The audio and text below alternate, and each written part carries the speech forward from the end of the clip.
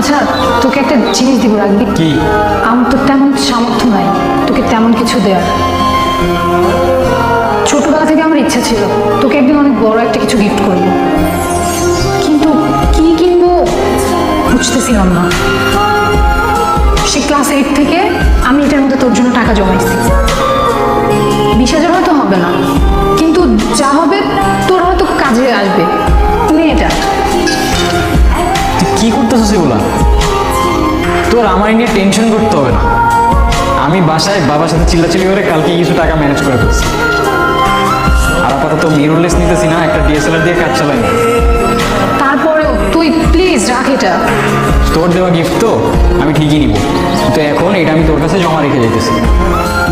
দেখ, এটা তোর একটা ইমোশন, তোর ইমোশন আমি ভাঙতে পারি?